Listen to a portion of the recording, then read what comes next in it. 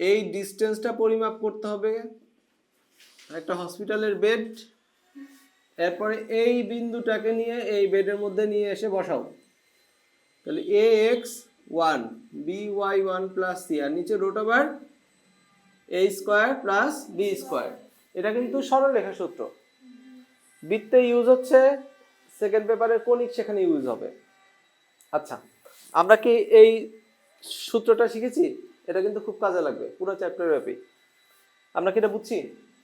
আচ্ছা ঠিক আছে। তাহলে স্পর্শক শর্তর ব্যবহারগুলো কি কি?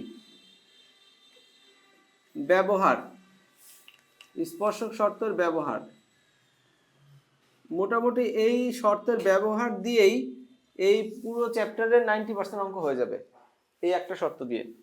প্রথমে আমরা লিখতেছি টেস্ট। টেস্ট মানে কি? একটা বৃত্ত দেয়া থাকবে, একটা রেখা দেয়া থাকবে, স্পর্শ করে কি করে না সেটা টেস্ট করতে হবে। ডি বের করতে হবে আর আর বের করতে হবে, মিলে গেলে স্পর্শ করে, না হলে করে না। ঠিক আছে। 2 নম্বর,